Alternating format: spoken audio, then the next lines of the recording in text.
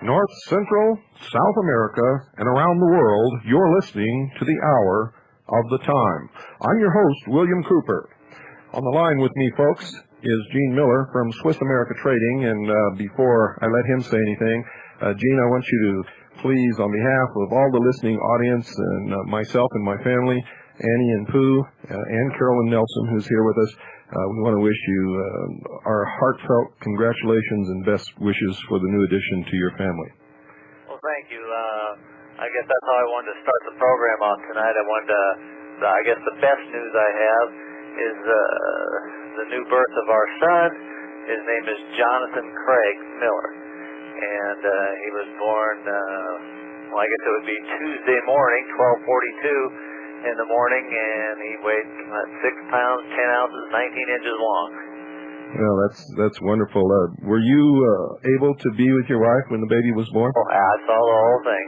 That's wonderful. Right beside her. I'll tell you, after watching Pooh being born, I wouldn't have missed that for the world. Quite an event. Yes, absolutely. Gene, tell us what's happening in the metals market. Well, gold and silver both are up a little bit today. Gold was up $3.30 up to $356.30. Silver was up a few pennies as well, up to about $4.15. Dow Jones was up also. Everything seems to be up, and I guess that's good news for those that are holding on for gold. But main thing is, most of our people are buying it for protection, buying it for down the road, and so. And also in the numismatic market, things are progressing along there as well. Some of the things are holding fairly steady.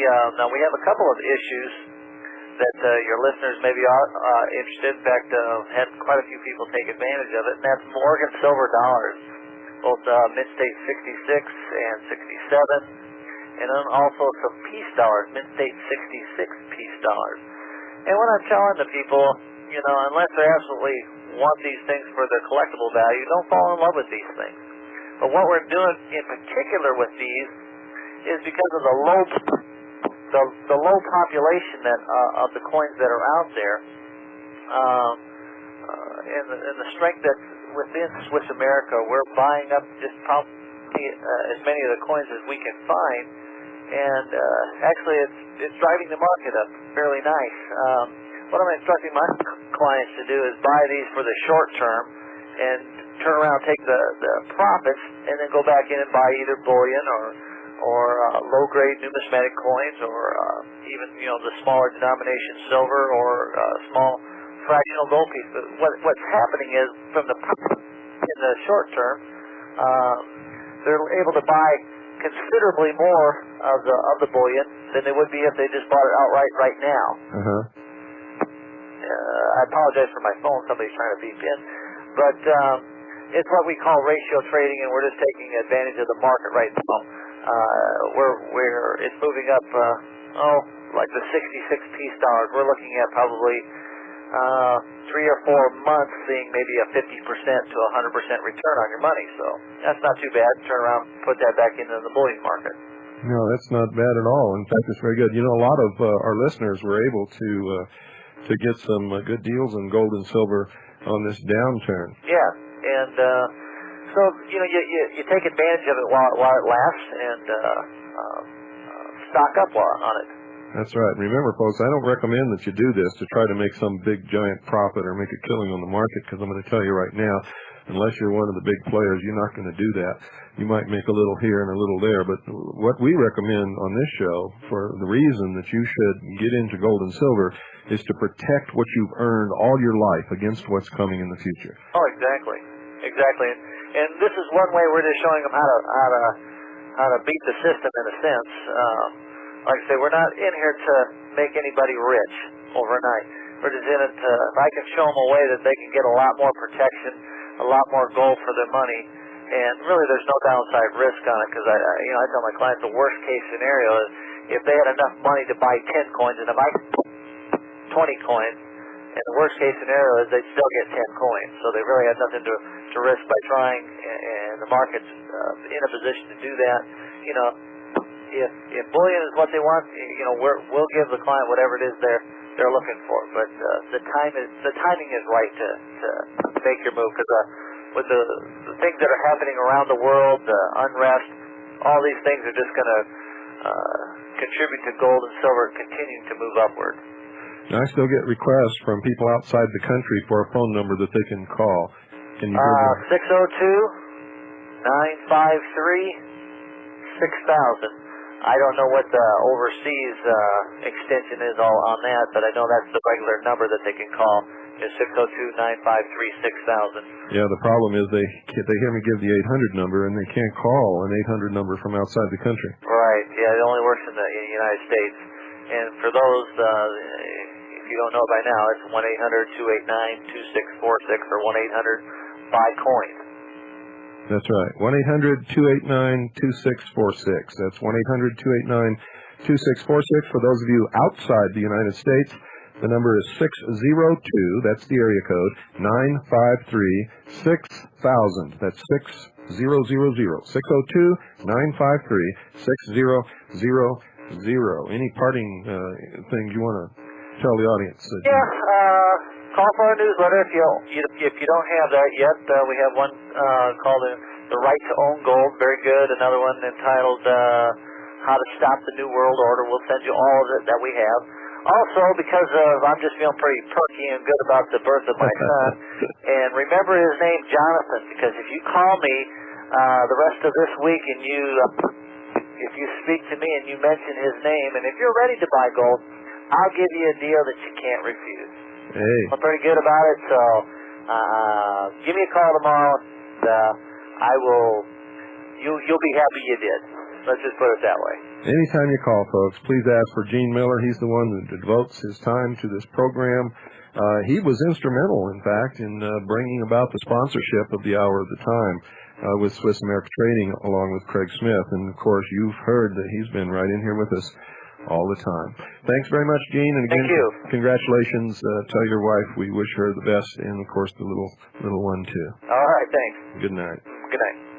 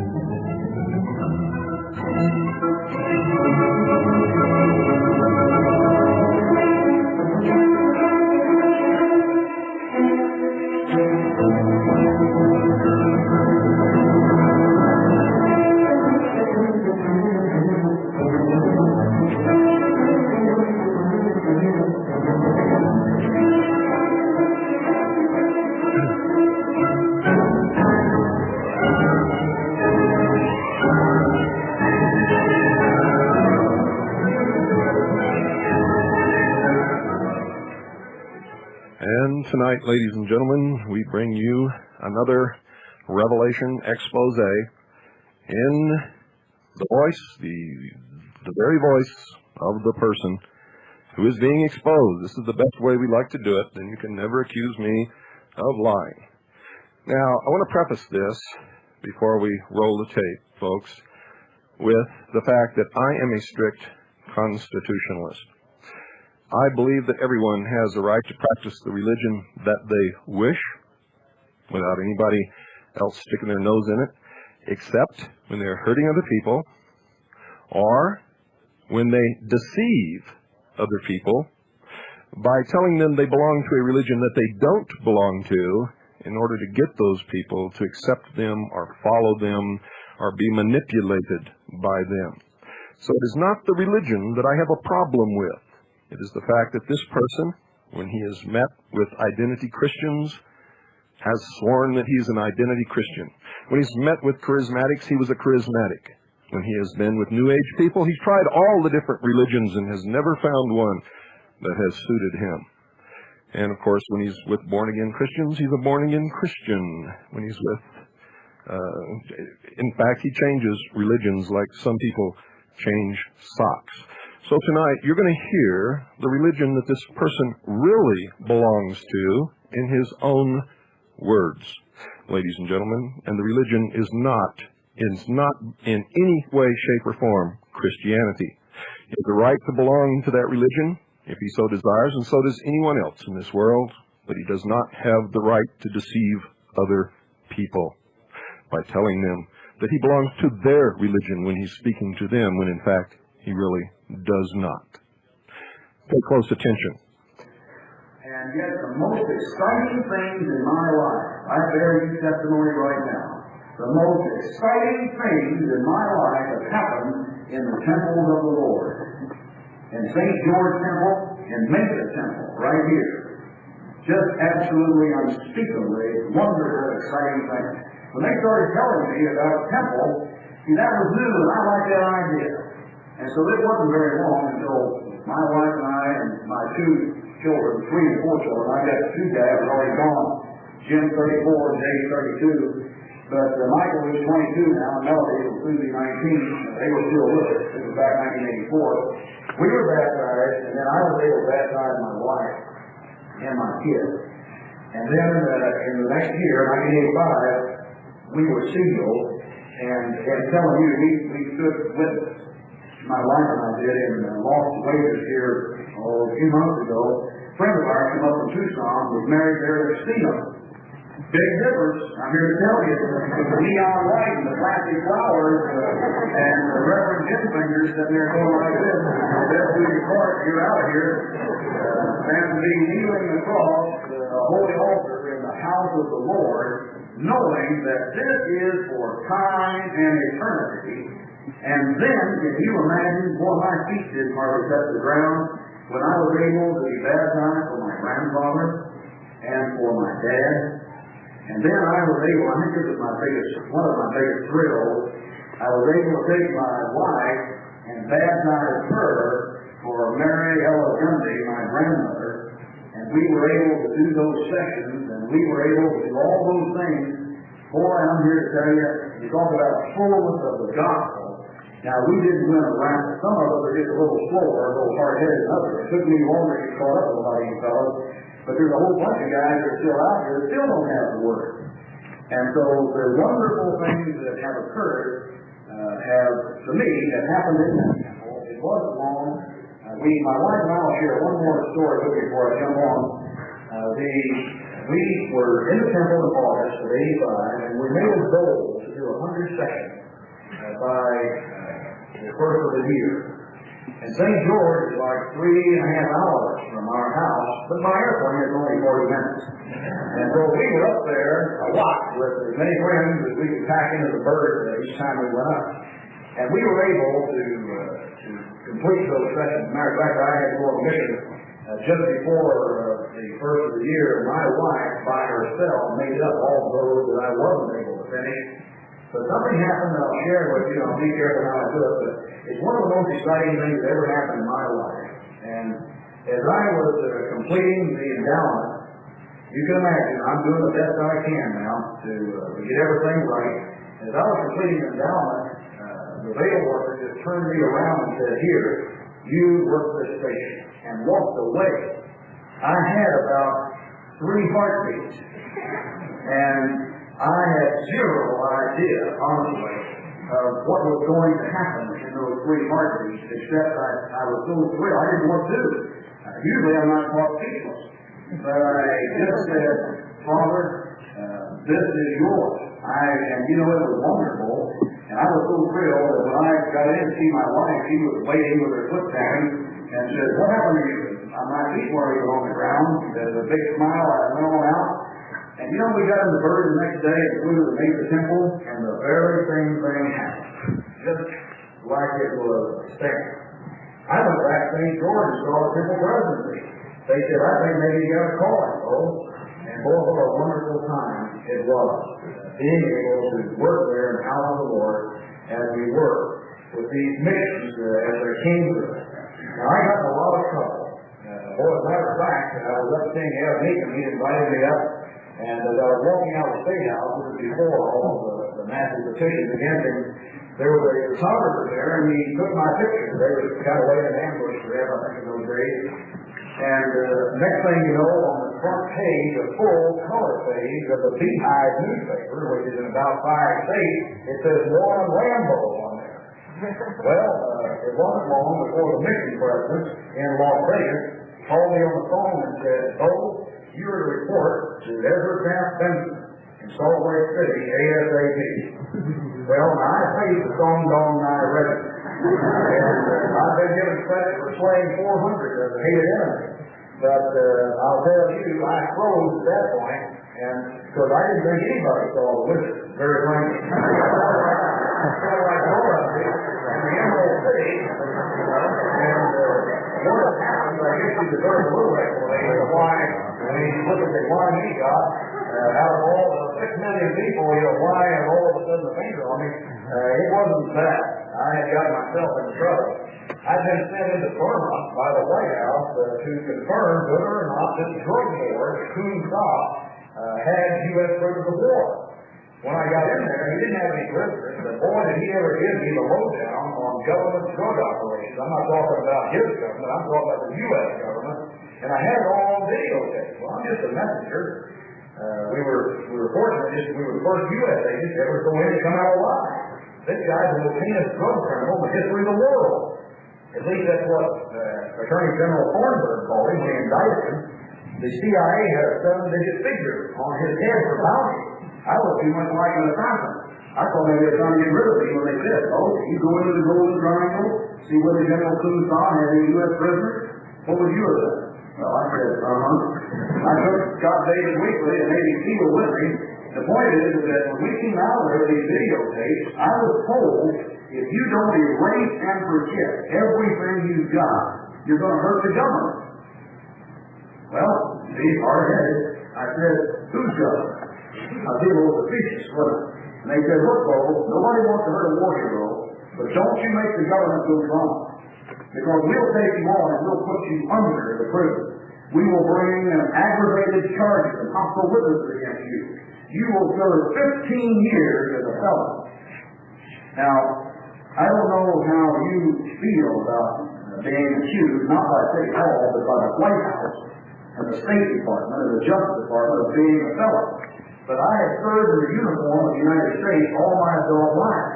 I was that kid that wanted to be a champion for the United States. When we used to sing God Bless America, I used to sing by myself. I used to cry just thinking about America standing beside her and guiding her through the night with the light. Oh, I was right there. That meant a lot to me as just a 5-year-old kid. And all of a sudden, I'm going to be a felon, a criminal to my government, to my people. Well, thank God for my grandma, because I just got hard-headed. She was harder than woodpecker lips, and she just passed a little bit. She passed a little bit off on me. And I just said no. Well, they came after me, and so you can imagine being United States President. Boy, Lou Hilfer, you talk about being challenged. See, I know he's going to heaven. So he's already had old Wright as one of the people assigned him. They got all over me, and they tried to indict me for a bunch of things. I'm guilty of all of them.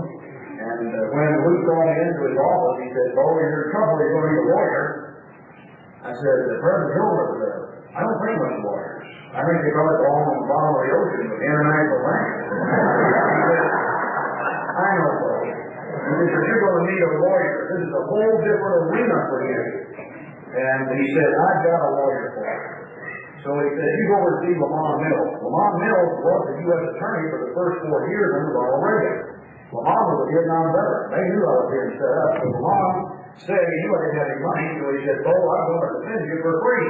Because you're going to need a defense. You'll have to pay the freight, but you're not going to have me charge you 1 cent. Well, then all of a sudden you can imagine when the word came down, Bo, get up to Salt Lake City. So I took my lawyer with me. I asked him, if you want to go to Salt Lake? And he said, you bet. I think he was kind of excited. He didn't have nothing to worry about. So I took my mouthpiece and we went up in my little bird and landed at Salt Lake 2, and Hartman Rector Jr. met us. And was I ever really see the Lord does work in wondrous ways. I've had more justice in my life than probably any other human being deserves. But he told me, he said, Bo, President Benson has asked me to pick you up. He is an emergency priesthood meeting. I'm to take you to the administrative offices and find out what is going on here with this Mormon Rambo business and with this drug. And once again, ladies and gentlemen, you heard it right here on the hour of the time.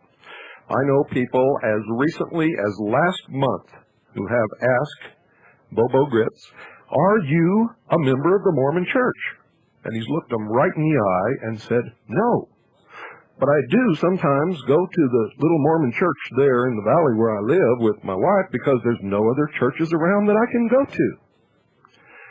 Well, folks, the number is 602-333-2174. I'm going to take your calls. We'll talk about this or anything you want to talk about tonight. 602-333-2174 is the number. Also, the buzz that you hear on the call-in line is a ground problem, and the people at the Let's Talk satellite network have rigged up a little thing that I'm going to be able to plug in here that's going to cure that. So that's not going to be a problem too much longer. In fact, we should find it in the mail tomorrow when we go down there to pick up all the mail. Good evening, you're on the air. Hello. Goodbye. The number is 602-333-2174. When you call in, folks, don't be afraid to talk. Nobody's going to bite you, and nobody knows who you are. Good evening. You're on the air. Hello? Well, looks like we got some kind of a problem here. Don't know exactly what it is, but we'll find out. Good evening. You're on the air. Let me sort of mess around here. Hello? Hello? Looks like something is not jiving somehow. We'll try it again, folks. In the meantime, what can we do here? I don't know what we can do. I'm not an electrician, so I don't know what's wrong here at all. We'll try this. Good evening. You're on the air. Hello, Bill Cooper. This is Joe in Tucson. Okay. We had some callers who just didn't talk. Go ahead, because I didn't do anything. Two topics that I wanted to indicate to you. One of them is the Black Hawk helicopter, or totally black helicopters without any identification here in Arizona. There are 25 of them at Pinal County Airport, which is Marana Airport.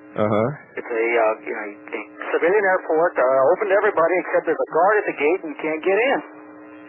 And I talked to a National Guard sergeant this afternoon, and he says he works on those Black Hawk helicopters that are all black, and there are no identification, and he doesn't know who flies them or what's going on. It's kind of interesting, but there are at least 5 of them here in Tucson that fly around, particularly in the woods around the passes and Mount Lemmon. Yeah, we've seen them all over the place. I've seen them in the back hill country flying with their terrain-following radar, and it looks like a bouncing ball. Remember the old movies where they used to sing songs and they had the words and the ball would bounce on the words? Right. That's what they look like when they're flying, especially at night, and could account for a lot of UFO sighting reports. Okay, let me change subjects and talk about something I just heard on the other station or the other program. Go for it. Ken Fawcett stated tonight, and it was his voice, that the 3 BATF agents that went into the window and were killed are now back at work. Are now back at work? That's right. They didn't die. Now, apparently, I don't know why he said that, but that's what the BATF report says, that he says he read, that came out of the Treasury Department. It's kind of amazing. Well, now, if that's true, because the BATF themselves announced the death of those 3 people a long time ago. That's right. In fact, you played the audio of Bill Clinton saying those 3 guys died and gave their names, and those 3 guys were his bodyguards during the campaign. That's correct. I didn't play the audio of Bill Clinton. I read from his speech is what I did, which anybody can get a copy of. Well, that's very interesting. I mean, if they've been resurrected from the dead, I mean, when is David Koresh going to make his appearance? That's right. Point. Wouldn't that be something if David Koresh came crawling out of those ashes? That's right. One other point was... I'd like to see it, to tell you the truth. Well, Waco didn't happen, I guess. The other point was that the tank... that was not a flamethrower. A lantern fell on the tank and caused the fire. Who said that? Ken Fawcett. And I said, wait a minute, that happened twice. You know, we see it go in twice, and there's fire on it both times. That's right. And so somebody called in and called him on that, and he said, well, actually, we know it's a fire. We don't know if it's a flamethrower. We don't understand where that fire came from. Well, let me tell you something. Ken Fawcett is full of a lot of baloney. He's trying to slough this off on something that happened involving narcotics a long, long time ago. And I'm telling you right now, that's a red herring. That's not what Waco was about. I agree. It seems awfully strange that he's covering for somebody, and somebody got to him. It sounds like it to me. Well, I don't think anybody got to him. I think he's doing what he's supposed to be doing. Just what a lot of other chaos people out there are doing, keeping patriots confused and running around in circles. It has nothing to do with somebody making methamphetamine or something else on that property years and years ago. Nothing whatsoever. Even if it did, those people would not have the power to have affected the news media and planted the stories that they did and bring in the ATF, the FBI, the National Guard, the British SAS, Delta teams, and I could go on and on and on, a special psychological operations units from the Department of Defense. Ken Fawcett, I don't know what he's up to or who he represents, but what he's spouting is absolute, total, utter nonsense. There does seem to be disinformation strategies, but I agree with that. We don't know yet what he's doing. Well, let me hang up and get somebody else on. I appreciate you letting me get in this evening. Thank you for your call. Thank you. Bye-bye. In the number 602-333-2174. I got to caution you people out there. You better stop believing the things that you hear from me, from anybody in this whole world, unless you check it out and can prove it for yourself. That's always been my admonition. That's what this show is all about, to wake you up and make you understand that if you don't learn to find the truth out for yourself with facts and with proof, you're always going to be a puppet on the end of someone's string. And when they pull that string, folks, you're going to dance just like you're supposed to. Good evening. You're on the air. Hey, how you doing, Bill? Good. Hey, about a year ago when you were interviewing your friend from Backwoods Home Magazine. Dave Duffy, yeah. Yeah. You made a mention about a small press that was available for reloading from RCBS, that he was advertising in that thing for, reloading ammo. Uh-huh. The reason I'm calling is I wanted to get your opinion, if you would care to give it. I was wanting to get a small arsenal here, just for the latter days, let's say.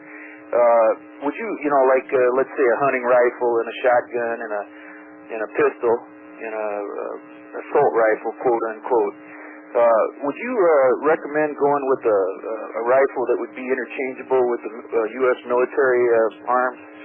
What I would recommend is this. Make sure that whatever you purchase for your own use uses the same ammunition, exactly, that military and law enforcement agencies use. Because when all this comes about, ammunition is going to disappear. Right. You're not going to find brass for reloading. You're not going to find powder. You're not going to find lead unless you've already got it. You're not going to find odd type calibers. You're not going to find calibers that, whatever you have, you may have to get from other sources, and the only other sources around that's going to have it are going to be the enemy. Would you be talking like 223 and 9mm? Yeah, those are two good ones. Okay, is 308 also popular in the military arena? The 7.62 NATO. 7.62, yeah. I know I'm familiar with the military designation. I'm not familiar with 308, but 7.62 is the M60 machine gun. Right. I know a lot of these guys are getting this cheap Chinese ammo coming in the 7.62 by 39 Russian round, and that seems to be fairly plentiful now. At least you can stock up on that. Well, just remember this. The communist countries are very smart, very, very smart. And all of you out there, I hope you're listening to me very, very carefully. We discovered something in the Vietnam War very quickly, that when we captured their weapons, we could not chamber our ammunition, but their weapons could chamber ours. So if they captured our ammunition, they could use it in any of their weapons. But if we captured their ammunition, it was absolutely useless in ours. Okay. Well, Bill, thank you for that information. You're welcome. Really appreciate it. Thank you for calling. Number 602-333-2174, and it's open subject tonight, folks. You can talk about whatever you want to. Good evening. You're on the air. Hello, Bill. Hello. Yes. Turn off your radio, please. I've been doing research and following up on the Masonic aspect of the New World Order. And I agree with you when you say that this country is a Masonic republic, and I understand all of this. What I can understand is, if these people are so after world domination, why would they give us a chance in this great Masonic experiment? Why wouldn't they just have it locked down 100 years ago? Because it wasn't a chance. It was a sure thing. Our forefathers, if you read their writings, they knew more about human nature than any psychologist that lives on the face of the earth today. They knew we would give up our freedoms in exchange for benefits.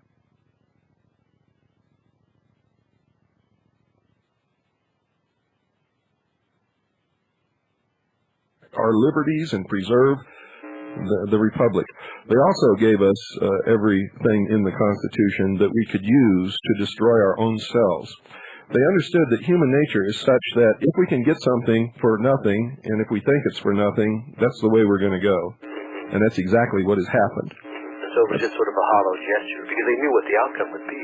Well, not only it wasn't a hollow gesture, they had to establish this country in order to give the common man a taste of freedom for the first time in the history of the world. This had never happened before.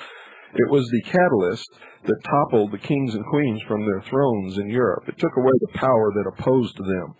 Number two, it was to prove to the common man that he could not rule himself. They knew that human nature, common man would through his human nature, his human foibles and failings, give up everything that they had given us, and then that would be the reason quoted to us in the New World Order why we cannot have those liberties or freedoms. I see. And so actually this was set up as the power transference was taken away from the old aristocrats. That's right. And this country was the instrument which would bring into the world the New World Order, and it was all put into the Great Seal of the United States. If you know how to interpret the symbolism of the mysteries, it's all right there. Who they were, what they were about, what they intended to bring about is right there in the Great Seal. I see. Did you know that Albert Pike is buried in the walls of the House of the Temple in Washington, D.C.? Yes. Yeah. And also, what is the UN meditation room? It is a place where those who understand the religion of the New World Order go to meditate and practice through symbology the religion right there in the United Nations. Okay, Bill. Well, thank you very much, Bill, and be careful. You're welcome. Thank you. Number 602-333-2174. Good evening. You're on the air. Hi, Bill. Hi. This is Bill from Tucson. I wonder if that guy that was talking to you earlier was down the street from me and talking about the same International Guard sergeant that I know, about the black helicopters. Also, he didn't mention the sordid past of that airport. Didn't mention what? The sordid past of that airport. Oh, yeah, we know that Morano has a sordid past, but the listeners may not know. You want to talk about it? CIA flew drugs through that place for years. That's right. And I might add that there's a little airport not far from the church known as Branch Davidian where the same thing was occurring in Waco, Texas. That had nothing to do with it there. Pardon? But that had nothing to do with what happened in Waco. Well, I didn't say that. I said somebody manufacturing drugs on that property years ago had nothing to do with it. Yeah, red herring. But I don't know if that use of that airport had anything to do with it or not. So how much is known about the black helicopters at this point? Not a whole hell of a lot. I mean, like how many are there and where are they based and that kind of thing? Nobody really knows. We know where some of them are located some of the time. We know some of the organizations that use them and fly them. Huh. Okay. Well, I'll check that one out. I'll talk to you again in a week. Oh, by the way, we took a vacation. I was thinking about you while I was crawling through the grass up to a trout stream, trying not to aggravate the little beasties. That sounds like it. But I caught myself, and I had to spend 4 hours at the wonderful Napa Apache having a hook taken out of my hand. Really? Great fun. Nice part of the country. What'd you find in the trout stream? Well, they're there, but they're hiding. They're very spooky. Did you find anything else in the trout streams? No. What, should I test at the water? Well, I'm not going to mention the name of the Indian reservation because the Indians have made it plain to me in no uncertain terms that they don't want... You're not welcome, huh? No, I'm welcome, but they don't want the rest of the world there, and they don't want anybody to know what happened to them.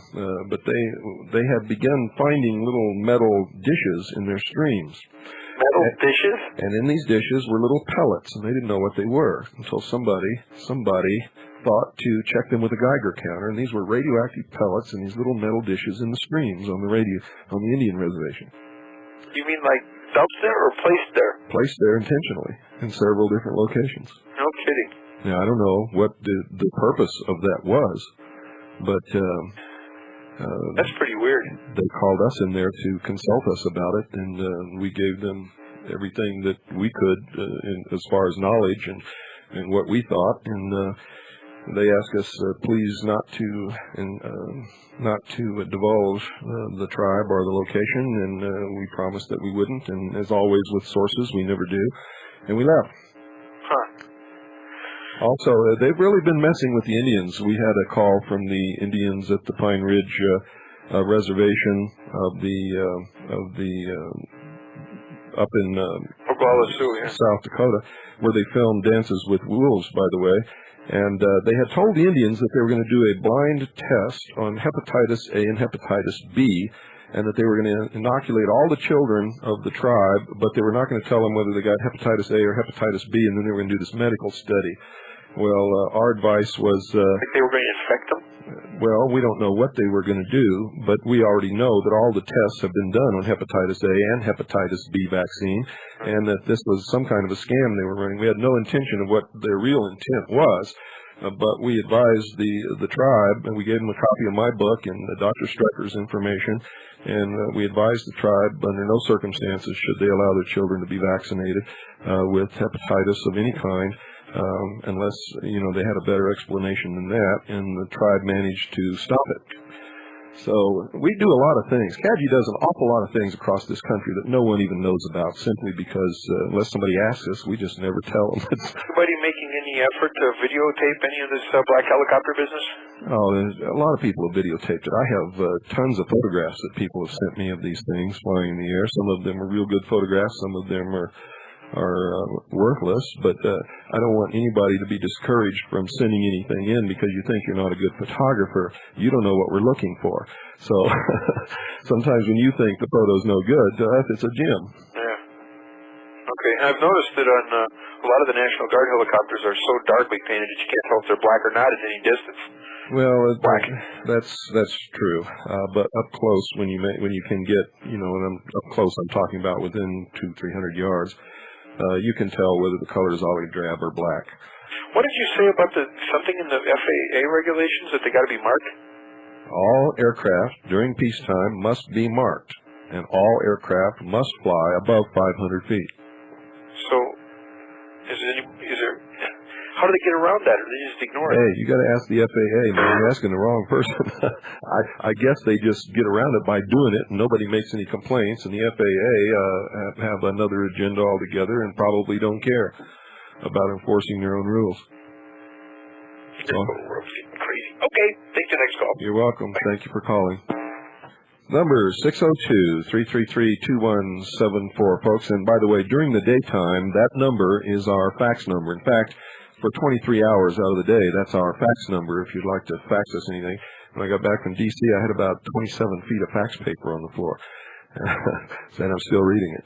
Good evening. You're on the air.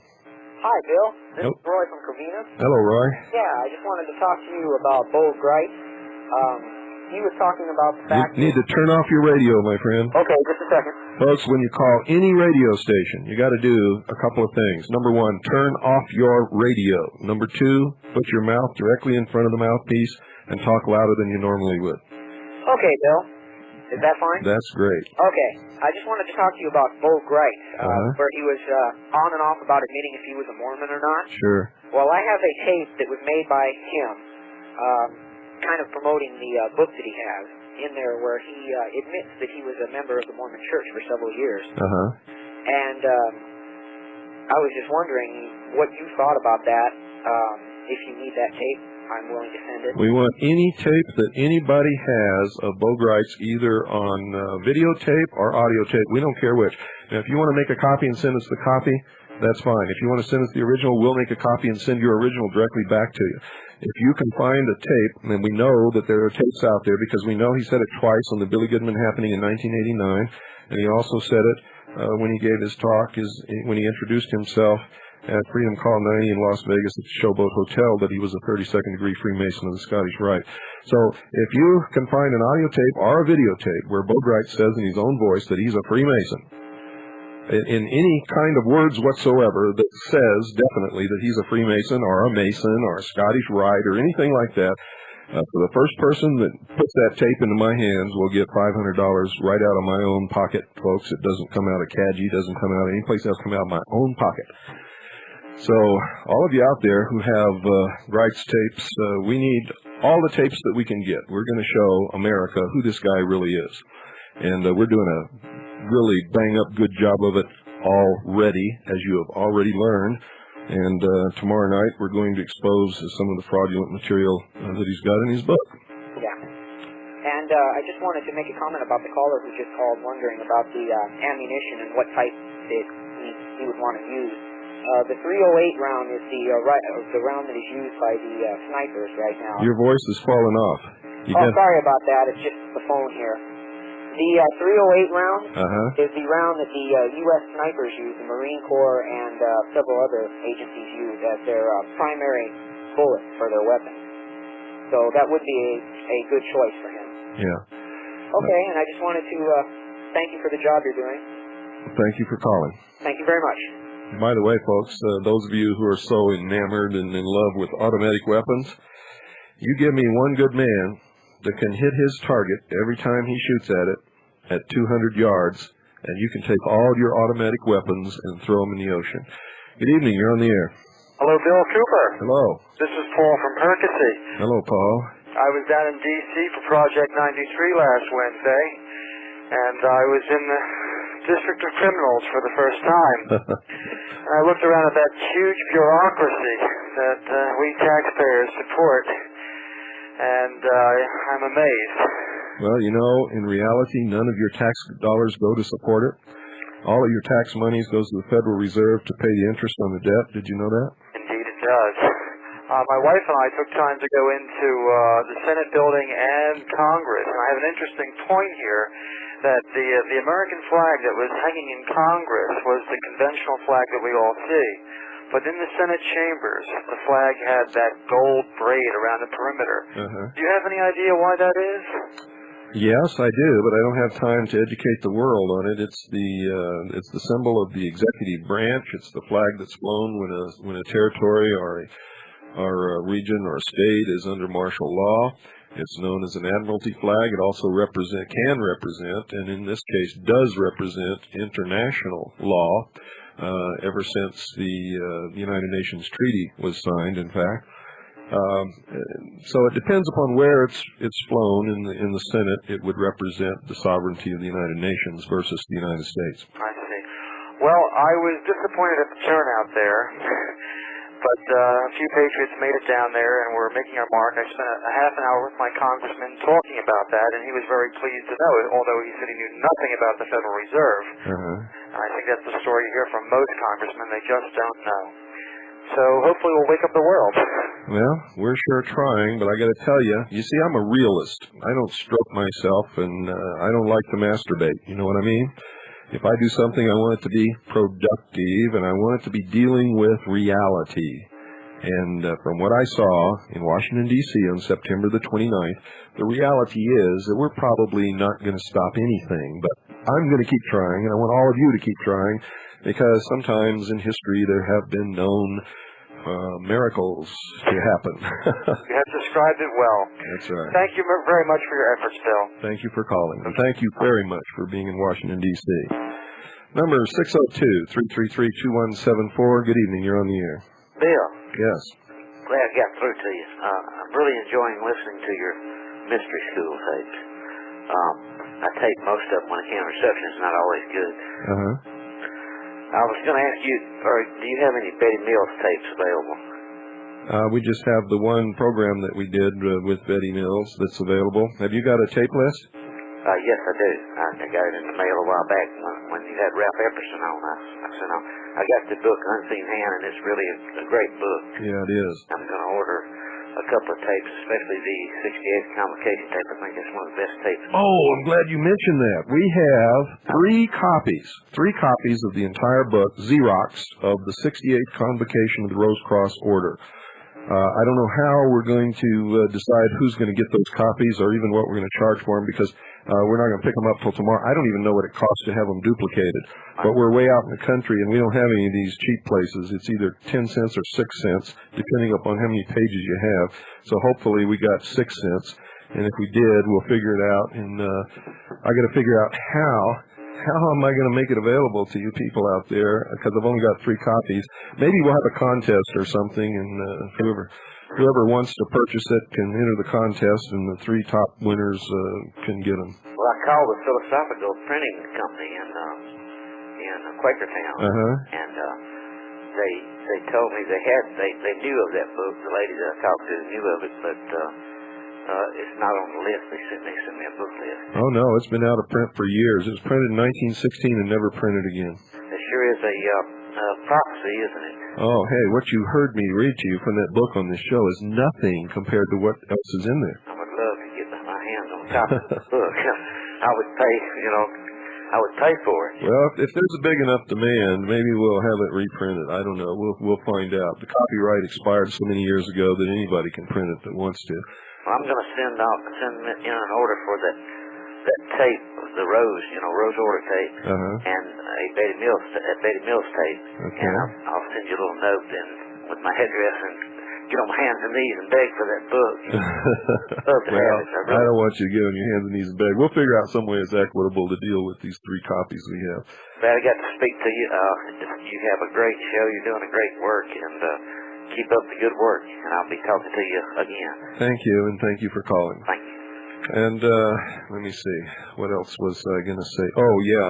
Some of you have been calling about your videotape order that you put in. We just found a stack of videotape orders that had fallen behind the desk that we used to do the orders on. So they're all at Shining Star, White Rock, in Phoenix right now, being reproduced, and will be out to you probably by Wednesday of next week. So I want to apologize to all of you people who were in that stack that fell behind the desk.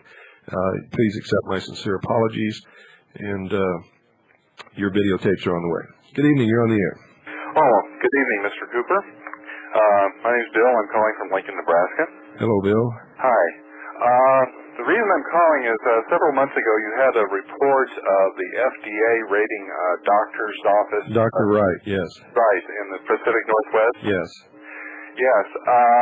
And I was always meaning to ask you, actually it's kind of a comment too, that the FDA has been doing this for years and years and years, almost 40. That's right. It's another Gestapo organization full of crooks. crooks. Exactly.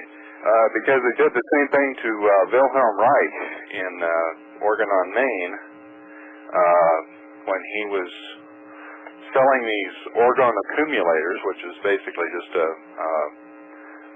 a box lined with steel wool and rock wool, and it was being sold as a cancer cure, and the FDA didn't like that, and so they had a court order for him to cease and desist, and they were going to take him to court about it, but Dr. Reich determined that the courts had no position judging or proving a scientific theory, and so he didn't comply, and so they raided his place, burnt several of his books, and he died in prison. Well, let me tell you something. I don't know whether his orgone accumulator or his orgone generators worked or whether they were frauds or not, but I do know this. Whenever somebody burns a book, they're hiding something. Exactly. And so when they burned Wilhelm Reich's books, I knew that he was onto something. I just don't know what it is. Anytime anybody burns books, folks, you want to get that book and you want to read it. Anytime somebody wants to ban a book, you want to get a copy of that book and read it. Precisely. And in a country such as ours, we cannot allow those kinds of things to happen. Exactly. He had theories about several other things, UFOs, nuclear energy. It was all within his own particular theory or worldview, or however you choose to say it. But I always thought it was sort of ironic that he started out as a communist and was one of the first to denounce the Soviet Union, at least, as red fascists. And he was virulently anti-communist towards the end of his life. And here the United States during that particular era, anyway. Let me give you a little clue here. All liberals are socialists. True. And all socialism ends up in fascism. Right. Always. There was an economist, Friedrich Hayek, was also one of the first ones to examine the socialist roots of Nazism. He wrote a book several years ago called The Road to Serfdom, I believe it was. Yeah, isn't it something how these liberals get off on calling right-wing people who want less government Nazis, when Nazi means National Socialism, and that's exactly what the liberals are bringing into the United States. Well, fascism, I think, can bloom in almost any kind of economy. That's the way it goes. But well, it works better in the more controlled economy it is, the better. That's exactly right. In fact, it can't work unless it's controlled. I'll get off the phone so others can call. I love your show, and keep it up. Thank you. Sure. Good night. Thank you for calling. Sure. Number 602-333-2174. Good evening. You're on the air. Yes, this is George from Marietta. Hi, George. Give me a clarification on something that I believe Colonel Gritz said in a radio interview. I understand him to have said that during the time that he was in the Army, I believe Special Forces, one of his missions was to install aviation navigation radio beacons on top of hills in Central America. In Central America, and the purpose was to allow the CIA to fly below ridgeline and therefore under radar and get in there and swap guns for drugs and bring the drugs back to America and sell that. That's absolutely correct. Guns and drugs, and Gritz was in on it. And he waited until after he got out of service to talk about this? Well, when he first started talking, he said he didn't know anything about any drug involvement with the intelligence community or the government or the military or anybody until he was told by a third world drug lord named Kunsaw in the Golden Triangle. Now, that can't be true, because when I was fighting as an enlisted boat captain on a river patrol boat in Vietnam, I knew where the drugs came from that was being sold to our people there in Vietnam. They came from the drug labs of the CIA, operated by the Hmong tribesmen up in the mountains. Everybody knew it. The tape that you aired this evening, did that have Gritz saying that he was a Mormon? Yes. Okay.